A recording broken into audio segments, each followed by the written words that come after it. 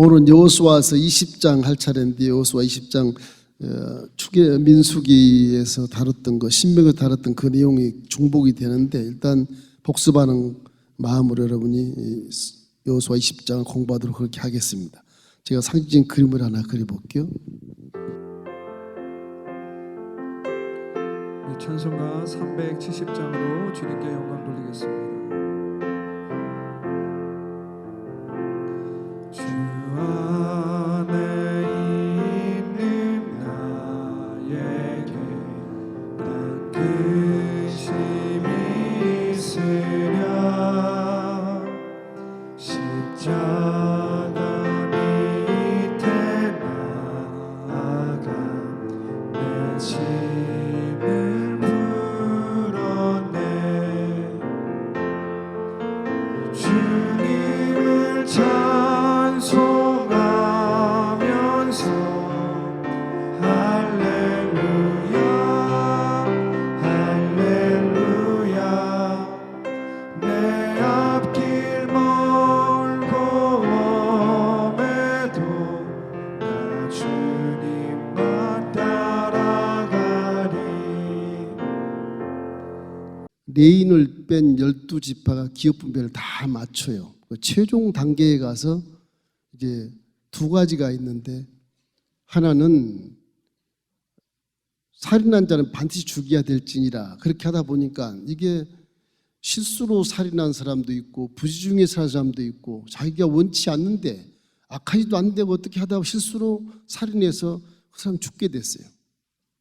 하나님 이런 거에 대해서 어떤 그런 생명의 기본권을 인정하기 위해서 그 사람을 도피성으로 피해서 살게 해서 정말 고의적이 아니면 도피성에 들어가서 제사장이 죽는 날까지 살다가 제사장이 죽으면 대제사장이 죽으면 자유의 몸이 되는 그런 규례를 만들어요.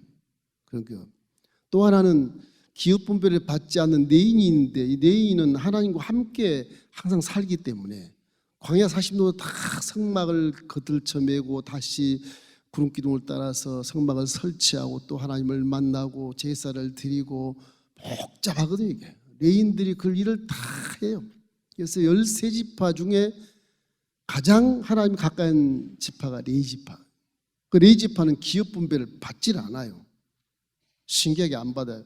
각 지역에 다 이제 레위지파가 흩어져 살고 있는데 48개의 성읍을 지어요. 레위지파.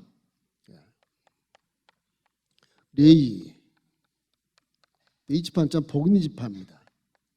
48개의 성읍을 기업처럼 주고 여기다 목초지를 좀 줘요. 목초지.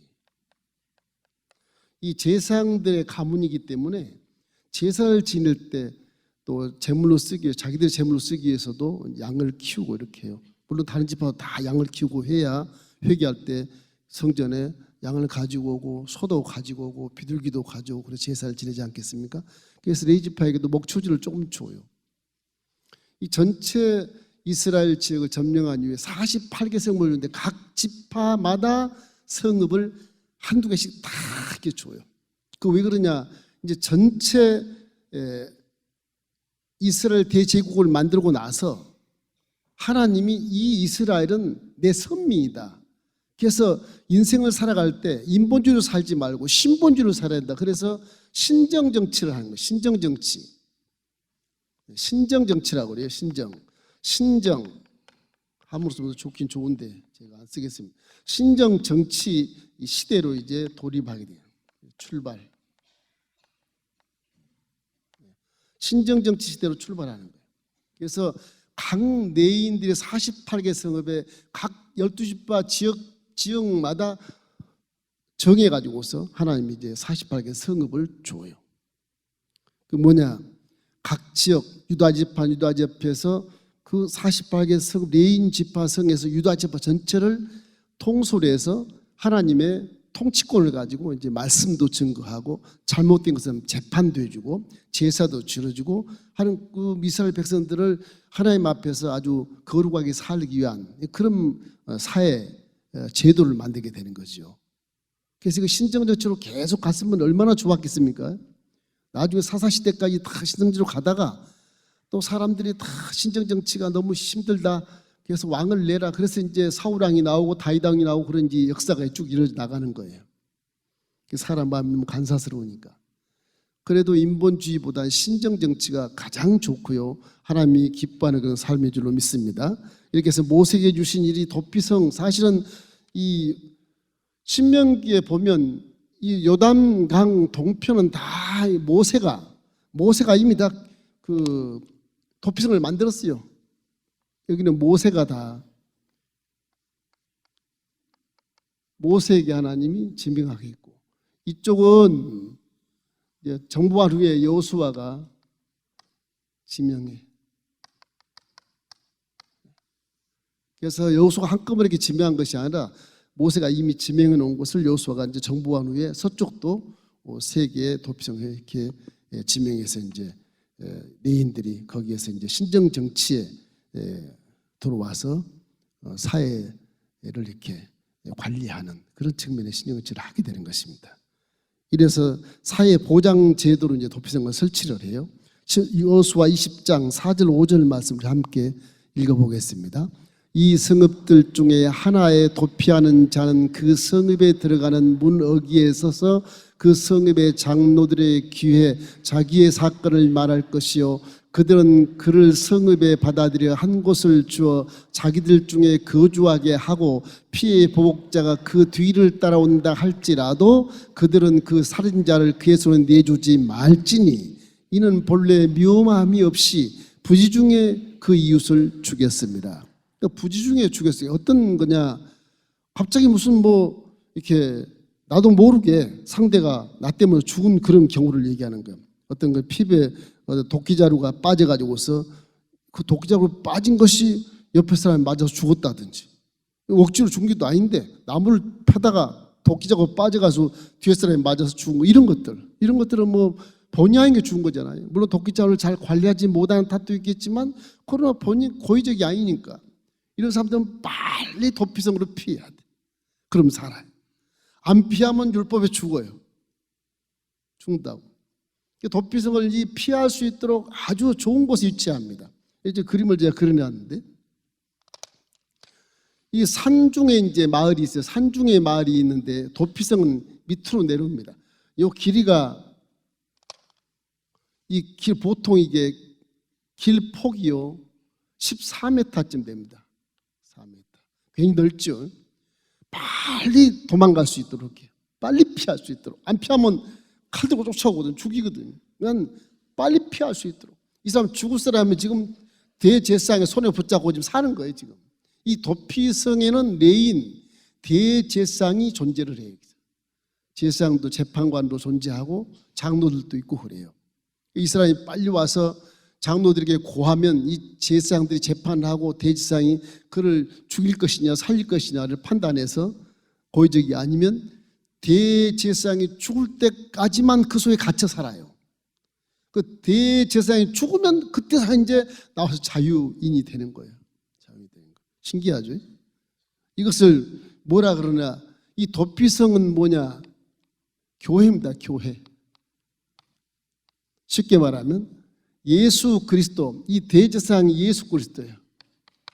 이거 우리에게 이제 여인은 이제 죄인이고, 죄인이 예수님 품 안에 들어와서 도피성 살아. 그럼 안 죽어.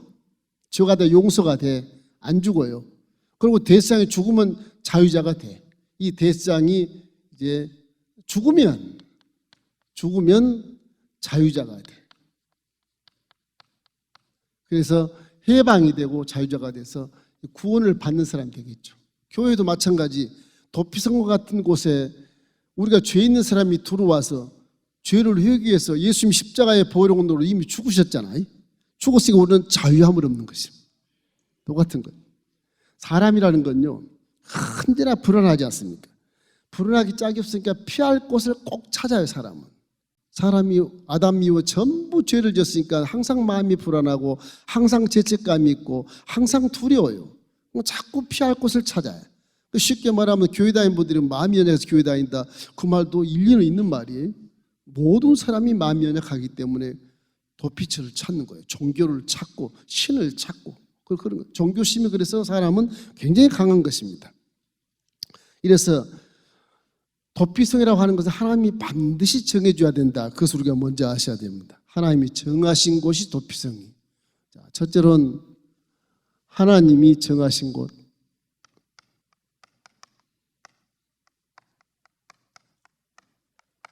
하나님이 정하지 않는 곳은 도피성이 될 수 없어요.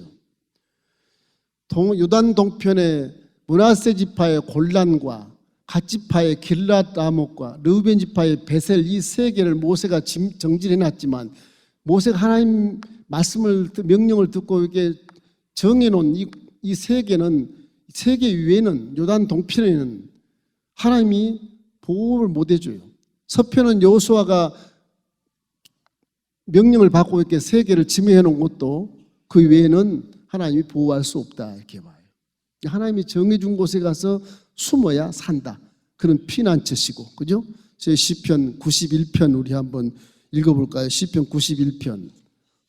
지존자의 은밀한 곳에 거주하며 전능자의 그늘 아래 사는 자여, 나는 야훼를 향하여 말하기를 그는 나의 피난처요 나의 요새요 내가 의리하는 하나님이라 하리니, 이는 그가 말하기를 너는 새 사냥꾼의 올무에서와 심한 전염병에서 건지실 것이미로다. 그가 너를 그것으로 덮으리니 내가 그의 날개 아래에 피하리로다. 그의 진실함은 방패와 손방패가 되시나니 너는 밤에 찾아오는 공포에 와 낮에 날아드는 화살과 어두울 때 퍼지는 전염병과 밝을 때 다가오는 재앙을 두려워하지 아니하리로다. 1000명이 내 왼쪽에서 10,000명이 내 오른쪽에서 엎드러지나 이 재앙이 내게 가까이 하지 못하리로다. 오직 너는 똑똑히 보리니 악인들의 보응을 내가 보리로다. 내가 말하기를 야훼는 나의 피난처시라 하고 지존자를 너희 거처로 삼았으므로 화가 내게 미치지 못하여 재앙이 내 장막에 가까이 오지 못하리니, 그가 너를 위하여 그의 천사들을 명령하사 내 모든 길에서 너를 지키게 하심이라. 그들이 그들의 손으로 너를 붙들어 발이 돌에 부딪히지 아니하게 하리로다. 내가 사자와 독사를 밟으며 젊은 사자와 뱀을 발로 누르리로다. 하나님이 이르시되 그가 나를 사랑한즉 내가 그를 건지리라. 그가 내 이름으로 안즉 내가 그를 높이리라. 그가 내게 간구하니 내가 그에게 응답하리라. 그들이 환난 당할 때 내가 그와 함께하여 그를 건지고 영화롭게 하리라. 내가 그를 장수하게 함으로 그를 만족하게 하며 나의 구원을 그에게 보리라 하시도다. 인간의 피난처는 야훼 하나님이라는 하나님.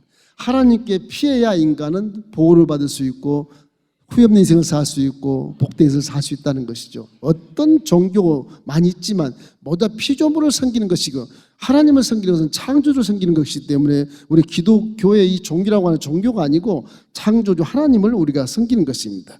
그래서 사도행전 4장 12절 말씀 우리 한번 읽어볼까요? 사도행전 4장 12절. 다른 이로서는 구원을 받을 수 없나니 천하 사람 중에 구원받을 만한 다른 이름을 우리에게 주신 일이 없음이라 하였더라. 사도 바울이 최고학부를 나오고 이스라엘 대율법주의의 대표자가 됐어도 우리에게 구원을 주시는 이름은 하나님밖에 없다. 하나님밖에 없다. 다른 이름을 주신 적이 없다고 말하는 것입니다.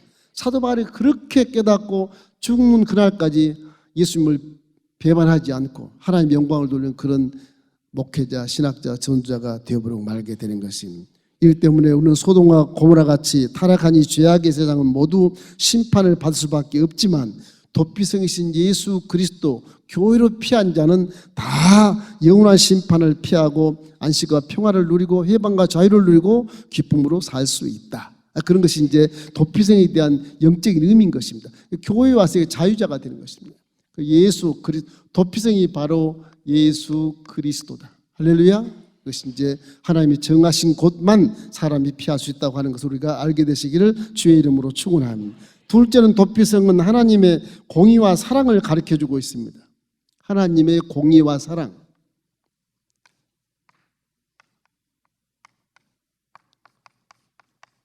구약에는 사랑이 없는 것처럼 보여요. 구약에는 막 굉장히 율법이 강하니까 율법을 지키지 않으면 땅을 열어 묻어버리고 진에서 막 불이 나서 살라버리고 무시무시한 하나님이잖아요. 율법은 불뱀이 나서 물어버리고, 그죠? 구약은 엄청난 그런 무시무시한 하나님이기 때문에 하나님이 사랑이 없는 것처럼 보여요. 공의만 딱 세운 것처럼 보여요. 도피성을 보면 구약의 하나님이 신약의 하나님이시니까 도피성을 보면 하나님의 마음을 읽을 수가 있어.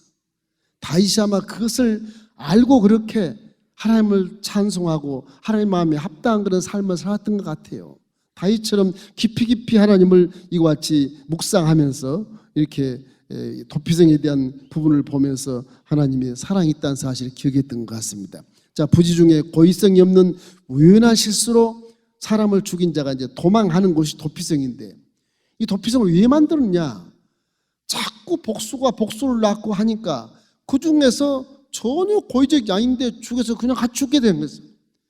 하나님은 사람을 최고의 존귀한 존재로 만들어 놨기 때문에 그 생명을 근본적으로 생명을 귀하게 여기십니다. 근본적으로. 구약율법에서는 물론 사람을 죽이면 죽이겠지만 그러나 고의적이 아닌 것은 하나님이 다 알고 계시기 때문에 그래서 종들을 시켜서 도피성을 이렇게 정해서 성을 만들어서 그 대지상을 딱 거기 안치하고 달려온 사람 못 내줘. 왜 그럴까 하나님이?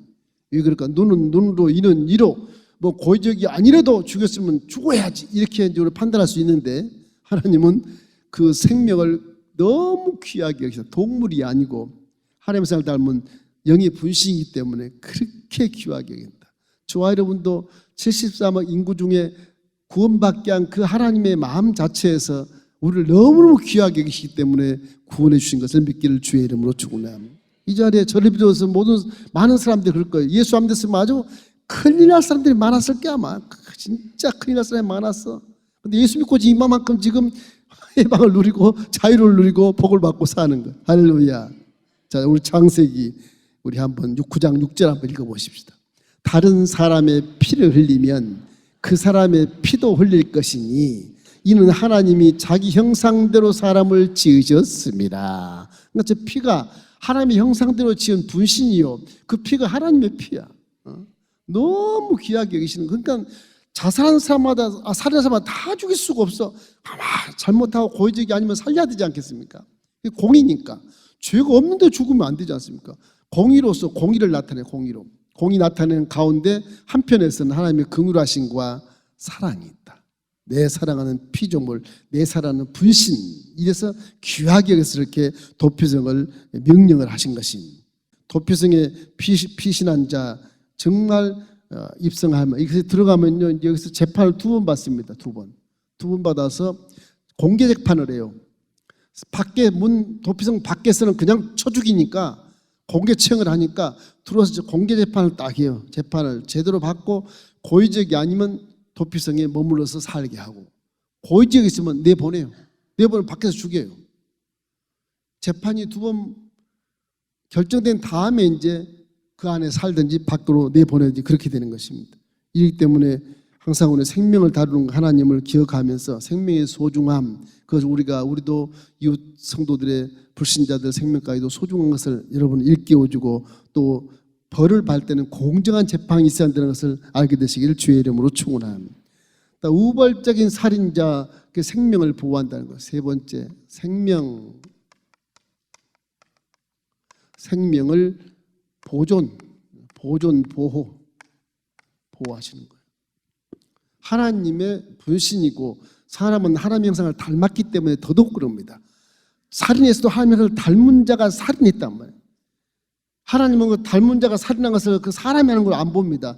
그 속에 있는 마귀로 보는 마귀로 보는. 그러나 죄의 대가는 죽는 것이니까 죽어야 돼요. 하나님 마음이 얼마나 아프시겠어요? 당신의 분신이 죽게 되니까. 도피로 도망간 길이 그래서 빨리 도망가도 이렇게 14m 폭으로 이렇게 그냥 도망오게 만들, 쉽게 도망오게 평지에다 만들어. 보통 도피성은 평지에 있어요.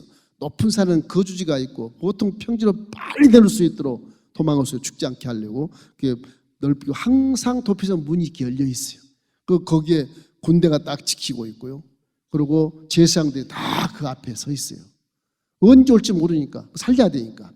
칼 들고 온 이 병정들이 와서 죽이면 안 되니까 생명을 그와 같이 아끼는 것을 레인들에게 명령을 하는 것입니다. 예수 그리스도의 문도 항상 열려 있어요. 할렐루야. 나는 양의 문이라. 내 문으로 들어오고 나가는 자보다 꼴을 얻고 생명을 풍성히 얻느니라. 내 문으로 들어온 자는 구원을 받느니라. 할렐루야. 예수님은 문이에요. 문. 교회에게 이게 문인 것입니다. 교회가 세상의 돛빛이에요. 돛빛. 죄의 짓도 불구하고 못났음에도 불구하고 정말 바보 같음에도 불구하고 교회로 들어오면 그 사람이 변화가 돼서 회개하고 용서를 받고 자유자가 될 뿐만 아니라 머리가 아주 지혜로워지게 되고, 그죠? 마음은 열리게 되고 눈이 밝게 되고 영분별을 해서 다시는 그런 죄 속에 들어가지 않는 사람으로 변화되지 않습니까? 그렇기 때문에 교회라고 하는 도피성의 사실 여러분이 기억하시길 주의 이름으로 축원합니다. 여기 들어오면 용서받고 보호받고 치료받고 복을 받고 영생 천국의 문으로 들어가는 것을 항상 기억해야 돼. 우리도 이같이 부지 중에 살이라는 자처럼 죄를 많이 지은 사람들이잖아요. 미움으로 죄를 지고 미워도 살인한다 그러잖아요. 미워도 죄를 짓고 고의적으로 죄를 지은 사람도 교회 오면 십자가를 통해 다 용서를 받으니 얼마나 감사해. 우리 미래의 죄까지 다 용서받을 길을 열어놨으니 얼마나 감사해. 그래서 십자가를 복음이라 그런 겁니다. 기쁜 소식이에요. 기쁜 소식. 이렇게 기쁠 수가 없어. 죽어야 될 사람이 살았으니까 얼마나 기뻐요. 얼마나 기뻐요. 사니까. 그러니까 교회가 우발적인 살인자 생명도 보호하지만 죽을 죄를 졌어도 교회 오면 십자가에 버리고 공로로 이제 신약시대는 모든 살인죄를 용서할 수가 있어요. 용서할 수가 있어요. 고의적으로 저지른데도 불구하고 회개만 하면, 예수를 믿고 회개만 하면 그 죄를 용서해 준다. 저 밖에 사람은 인정 안 하겠지만 우리는 인정하면 하나님이 다 지켜주시는 것입니다. 할렐루야. 하나님 여러분의 아버지가 되시기 때문에 그래요. 이런 도피성의 설립 목적은 보복에 의한 살인을 방지하고 이 거룩성을 유지하기 위해서 그러는 것입니다. 그러니까 뭐 인정 있는 사회를 만들기 위해서 이렇게 했다 그런 것은 아니고요. 이 사회가 거룩하게 살아야 된다. 하나님 믿는 사회로 다 거룩을 근거로 살아야 된다. 사람은 그래야 사람답게 살아갈 수 있다. 네 번째는 대제사장이 죽은 후에 자유자가 돼. 대제사장. 그 제사장이 아니에요. 대제사장. 대제사장 죽은 후에 자유자가 돼. 죽은 후에 자유자가 돼. 왜 그럴까? 신기하잖아. 이게 구약의 예수 그리스도를 믿을 수 있게 근거를 딱 확보해 놓은 것이거든요. 이게 확보해 놓은 거예요. 예수님 오기 전 1400년 전에, 1400년 전에 대제사장, 도피성의 대제사장이 죽으면 고의적으로 죄를 지지 않는 살인자가 죽은 다음에 자유자가 돼. 대상이 안 죽으면 계속 갇혀 살아야 돼. 갇혀 살아야 돼. 신약이 와서 예수님이 십자가에 달려 죽으심으로 우리가 자유자를 얻었잖아요. 예수님이 안 죽었으면 지금도 우리는 자유자가 안 돼. 꽉 갇혀 살았어야 돼. 율법에 갇혀 살았어야 돼. 아직도 사두개인과 바리새인과 SNF처럼 율법에 딱 갇혀서 예수님이 안 죽었으면 그 안에 있지만 그대로 율법에 갇혀서 살아야 돼. 우리 대제사장 예수님께서 돌아가시니까 여러분과 제가 죄에서 자유함을 얻고 모든 죄가 용서받고 그리고 의로운 자로 변화되게 되는 것입니다. 그러니까 예수님이 안 죽었으면 의인이 안 돼. 예수님이 죽었으니까 땅땅땅 치고 너는 의인이 그렇게 재판에 끝나버리는 거예요. 할렐루야. 그러니까 예수님이 죽어야만 되는 거예요. 구세주는 원래 죽어야 합니다. 그렇게 이사야 선지자가 주신 말씀, 그가 찔림으로 우리 허물을 이해하며 그가 상함으로 우리 죄악을 지나므라. 그가 징계를 받음으로 우리가 평안을 누리고 채찍에 받으면 나음을 입었도다. 우리는 다 양 같아서 그릇 행하고 각기 제길로 갔거늘 우리 모든 무리의 죄악을 예수님께 담당시켰도다. 예수님 오전 700년 전에 이거보다 후에 이제 예언이 이사야 선지자 같지만 그대로 말씀 육신이 돼 이 땅에 내려오셔서 우리 모든 죄를 짊어지고 죽어버렸어요. 죽어버렸어요. 히브리서에 보면 예수님은 대제사장, 멜기세덱의 반차의 대제사장이라고 명기가 되어 있어요. 네, 명기가 되어 있어요. 그러므로 이 기독교는 이 근거가 분명해요. 이 1400년, 우리부터 지금 3400년 전에 이게 써진 것인데 이게 그 사건인데 지금까지 변함없이 오다가 예언이 또 중복으로 예언이 되고 그 다음 또 예수님이 나타나서 이대로 또 죽으시니까 우리가 자유함을 얻게 되는 거예요. 그것이 바로 도피성 교회. 할렐루야. 얼마나 감사해요. 그렇기 때문에 기독교 신앙은요, 이 만든 게 아니에요. 실제 팩트를 다 이렇게 설명해 놓으시고 나서 나중에 성취된 걸 다 보여주세요. 안 믿을 수 없게 만들어 놨어요. 근데 우리는 잘 안 믿으려고 그러거든요. 성경을 잘 읽어보세요. 안 믿을 수가 없게 돼 있어요. 이 믿을 수밖에 없구나 이렇게 돼요. 그렇게 돼 있다고 성경.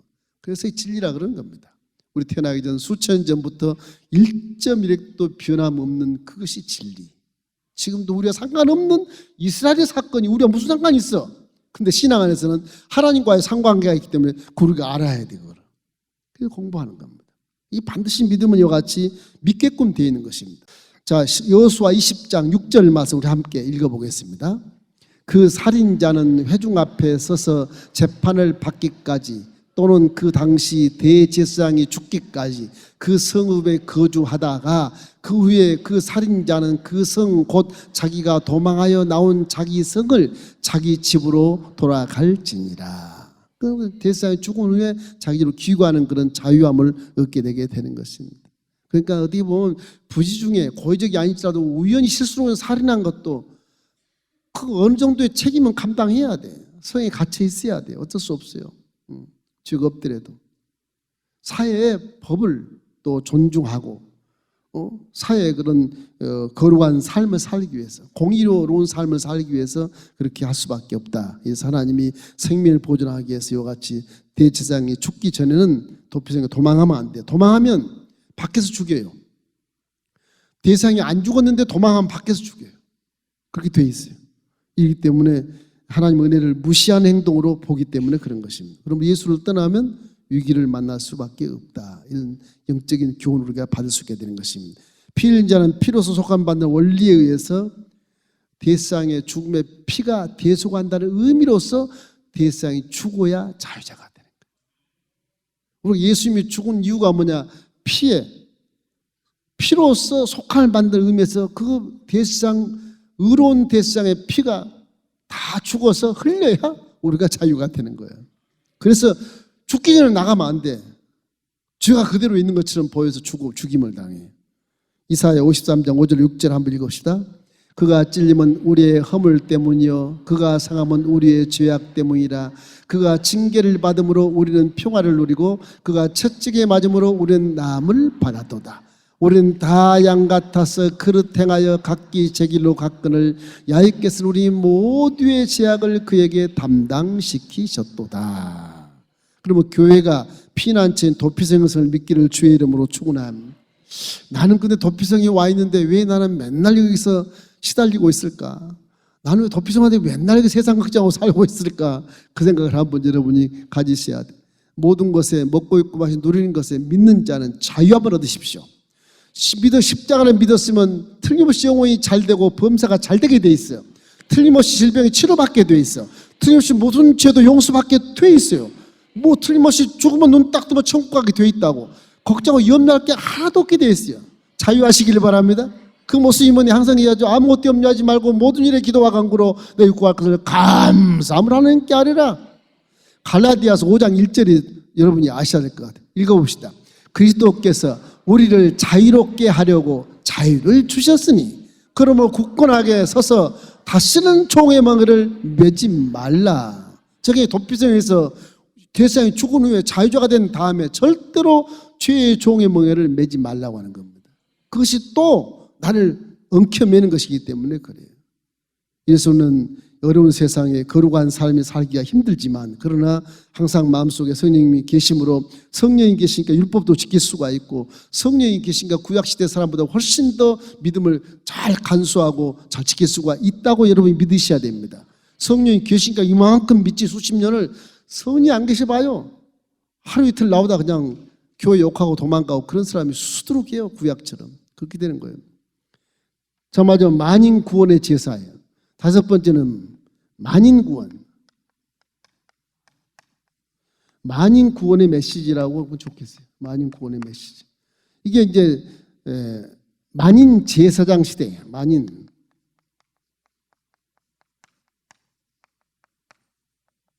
만인 제사장 시대라고 그래요. 신약에 와서는 구약에는 레인들이 이렇게 대제사장이 있고 밑에 제사장들이 많습니다. 레인은 복을 받아서 하나님과 가장 가까이 있는 제사장들이에요. 신약이 와서는 저 제사장의 가문이 누구냐? 예수 믿는 저와 여러분인 것입니다. 베드로전서 2장 9절 말씀이 이렇게 나와요. 너희는 택하신 족속이요 왕같은 제사장이라. 여러분은 다 영적으로 계급장을 딱 달고 있어요. 왕같은 제사장처럼. 그래서 우리는 내인이에요. 영적인 내인이에요. 12지파가 아니에요. 영적인 내인. 하나가 가장 가깝게 있는, 왜? 아들과 딸이 됐으니까. 영접하는 자, 그림을 믿는 자들에겐 하나님의 자녀가 되는 권세를 주셨습니다. 요한복음 1장 12절 말씀이 우리를 왕같은 제사장으로 만든 거예요. 그 믿음이. 예수를 믿었으면 우리는 구약의 레인들이 부러워할 만한 12지파 부러워했던 레인들인데 지금 우리가 그 자리에 와 있는 거예요. 그 자리에. 그래서 만인 제사장의 시대에 우리는 우리의 가문이 레위지파가 레인도 처음에는요 뭐 저주받던 족속이에요. 사실은 야곱이 하란에서 이렇게 20년의 망명 생활을 하고 거부가 돼가지고 돌아오잖아요. 고향 땅에 돌아오면서 여러 가지 뭐 시련을 겪고 야복강에서 뭐 밤새도록 씨름도 하고 죽을 지경이 돼서 아주 한도뼈가 끊어져서 건장한 야곱이 아주 그냥 장애인이 돼가지고 쩔뚝쩔뚝하고 이제 가나안 땅에 들어오거든요. 도피성 세겜에 들어와요. 세겜에 들어와서 여기서 안주하려고 그래. 안주를 하려고. 바로가 베델이거든요. 베델. 여기 안주하려고요. 거기서 13 자녀와 함께 살아요. 그러다가 하나 있는 딸 디나가 강간을 당해. 그 사건을 통해서 이 큰 아들 루벤은 빠지고 둘째 아들 시므하고 레위 이 두 야곱의 아들이 그 레아의 아들입니다. 두 아들이 아버지도 없고 형제들 있는지 모르겠어요. 성경에 안 써 있으니까. 세겜 추장하고 딱 합의를 해가지고 협상을 해. 우리 동생 디나가 당신 아들에게 강간을 당했는데 당신 아들이 사랑한다고 그러니까 결혼을 시키는데 조건이 있다. 무엇입니까? 남자들은 전부 할례를 받으시오. 우리는 야를 믿는 동족이기 때문에 할례를 안 받으면 동족을 여기지 않습니다. 꼬니 세겜 아들이 아버지 나 할례 받아야 돼. 아버지 할례 받게 해줘. 그리고 우리 디나하고 같이 살자. 그 희족성인 추장이 그것을 인정을 해서 하루아침에 전부 다 할례를 받아요. 할례 받으면 남자들만 받는 것인데 3일은 꼼짝 못해요. 전쟁도 못해요. 칼도 못 휘두르요. 그래서 둘을 놓여 있어야 돼요. 할례를 시켜놓고 하루아침에 몰살을 시켜버려요. 희족성 남자를 다 몰살시켜버려요. 그래서 야곱이 그걸 나중에 알고 화로다. 망했도다. 그래서 하나님의 음성을 통해서 시몬과 레위 두 아들 지파를 그냥 저주를 해버려. 다 흩어버리겠다. 저주받은 족속입니다, 저게. 그래갖고 이제 야곱의 아들 요셉이 가나안 땅에서 쫓겨나지 않습니까? 저 이제 애굽으로 내려가서 어린 나이에 애굽 내려가서 형들 때 미워해서 요셉이 가서 거기 살면서 국무총리하고 거기 전부 또 형들까지 다 데리고 와서 70명을 데리고 와서 고센 땅에 살면서 430년 동안을 그곳에 살면서 애굽 땅에서 히브리인들이 가나안 땅인 사람들이 애굽에 내려가서 430년을 살면서 200만 300만으로 번성하는 대종족이 되어버립니다. 그래서 출애굽이 해가지고서 이제 하나님이 나타나 이제 시내산에서 확 나타나는 거예요. 모세가 40일 금식 기도를 해. 올라와서 십계명을 딱 두 돌판 들고 딱 내려왔더니 이게 웬걸 뭐 송아지를 금송아지를 만들고 춤을 추고 난리가 났어. 형 아론이 자기 말을 대변한 형 아론이 우상을 숭배하고 있는 거예요. 돌판을 던져버리고 돌판 전부 갈아서 물 먹여라. 다 먹여라. 그래가지고 여세집밥 가운데서 내 형제면 이 우상 숭배 다 쳐 죽여라. 그러니까 이 신사 앞에서 이 우상 숭배했던 아론과 13지파 모든 백성들이 부두를 떨었었어요. 이 모세가 저런 말 할 수 있냐? 여기까지 출애굽시켜가지고 다 죽이다니. 근데 다 잠잠했는데 레위지파가 칼을 뽑아가지고 자기 동족 3,000명을 죽여버려요. 3,000명. 무시무시한 이 종족입니다. 레위지파가 사실은. 그것을 하나님이 기쁘게 봤다. 생명을 그렇게 아끼는 하나님이 어떻게 기쁘게 보았을까? 하나님 편에 섰다는 겁니다. 하나님은 생명보다 우상 숭배하는 걸 이거 볼 수가 없어요. 레위지파들이 칼 두고 모세명에 따라서 모세명이 하나님 명이니까 그냥 우상 숭배한 형제들을 다 죽여요. 3,000명을 죽여버려요. 그때 하나님이 레위지파를 회복을 시켜요. 너는 거룩한 편에 섰으니 내 편에 섰으니 회복한다. 그래서 레위지파를 아주 율법을 잘 지키는 거룩한 족속으로 생각하고 성막 옆에 다 거주해서 40년 동안 뭐 가나안 땅을 전부하는 후까지 지금까지 레위 족속을 전부 다 제사장의 종족으로 생각하고 그 가문에서 제사장이 다 나오는 거예요. 지금 우리 신약 시대는 내인 이렇게 그 전에 죽을 죄를 졌는데도 아주 그들이 아주 하나님 편에 딱 쓰고 다시 말하면 회개하고 서니까 하나님이 가장 가깝게 옆에 놓고 재판하게 만들고 대이스라엘 제국을 각 종족들을 다 이렇게 치리하게 만들고 영적인 통치권을 줘가지고서 각 지파마다 48개 성읍을 군데군데 전부 둬요. 이 이스라엘 군데군데 다 48개 성읍을 둬서 이스라엘을 이제 신정 정치로 들어가야 되는 거예요. 신정 정치로.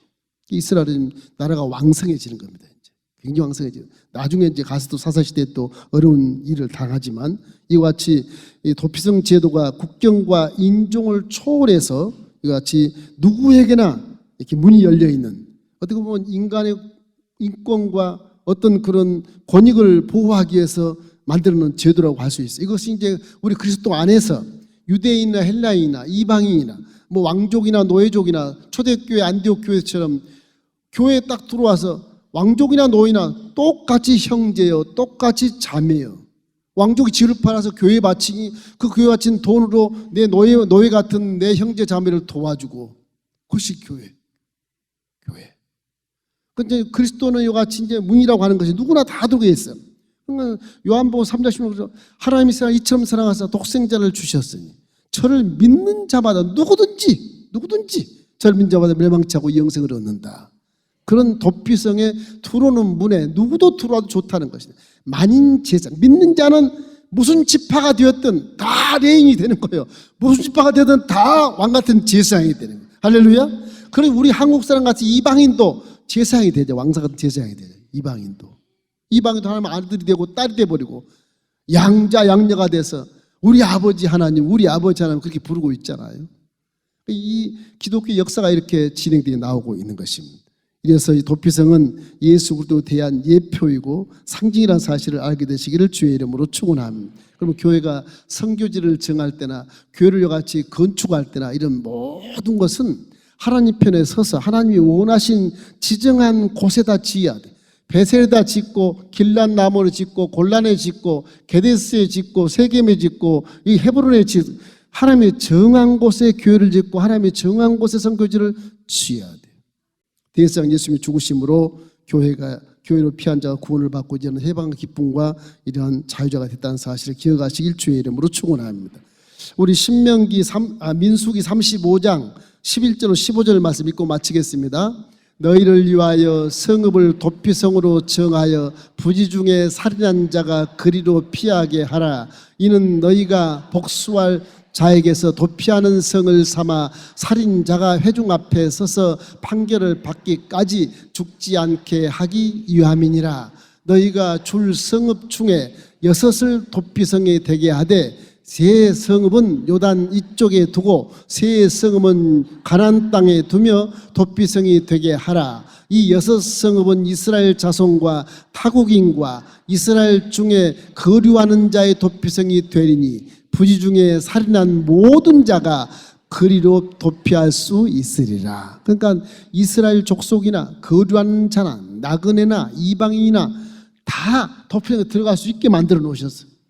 얼마나 기가 막혀. 신약에 와서 누구든지 예수를 믿으면 자기 선민 유대인도 우리 같은 이방인 한국 사람도 예수를 다 들어갈 수 있다고 하는 거예요. 신기하잖아요. 어떻게 이렇게 세밀하게 만들어 놓았을까. 유대인들은 지금도 우리는 선민이고 너네들은 선민이 아니야.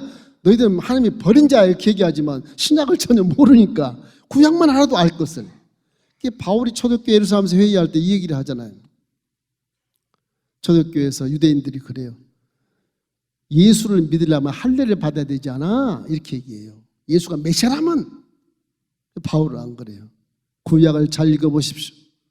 주의 이름 부른 자는 누구든지 구원받는다 그랬다. 다 읽어봐라. 이스라엘이나 거류민이나 이방이나 객도 나그네도 다 예수를 믿으면 구원받게 돼 있다고 하지 않느냐. 구약이 그렇게 멍청하냐. 그래서 예루살렘 공회 처음 기독교 회의를 할 때 사도 바울이 기가 막힌 말을 해서 터키 지방에는 모두 1차 전도행이 있는 사람들 다 할례 안 받았어도 우리 형제요 자매니라 이렇게 공문서를 딱 들고 가서 넌 예수 믿으시고 구원을 받았어. 예? 그러나 저 유대인들이 예루살렘 유대인들이 좀 꺼리기만 하는 건 하지 마. 몸매달아 먹고 먹지 말고 그리고 가늠하지 말고 거짓말 하지 마라. 이거지 바울이 그 지방의 풍속과 문화에 대해서 이제 그 기독교에 위배된 부분들을 이렇게 얘기를 해주면서 이제 예루살렘 공예 유대인들도 이제 터키 사람이 됐든 로마 사람이 됐든 그리스 사람이 됐든 간에 다 예수만 믿으면 아 우리 형제요 자매요 이렇게 인정해버리는 기가 막힌 말이 사도행전에 다 나와요. 신기하잖아. 이게 성경이 근거가 탁탁탁 되어 있다면 안 믿을 수가 없게 되어 있어요. 어떻게 수천 년이 지났는데 그 말이 맞느냐 말이지. 지금 성경은 글씨가 아니고 만든 것이 아니고 하나님의 소리입니다. 소리. 명칭만 이렇게 이스라엘 명칭이 나와 있고 명칭만 이렇게 지역 명칭이 우리 한국과 다를 뿐 거기엔 다 의미가 있고요. 우리의 믿음 속에 착착 들어와서 은혜를 주시는 것입니다. 여러분 정말로 우리 교회에 들어온 것을 환영하고 예수를 구세주로 믿는 것을 자긍심을 가지고 와 나는 도피성에 들어와서 내 대상 예수님이 죽으셨으니까 나는 자유자가 됐다. 난 영혼이 잘 될 수 있다. 범사가 잘 될 수 있다. 질병을 치료받을 수 있다. 문제가 해결된다. 난 할 수 있다. 믿음을 갖기를 주의 이름으로 축원합니다.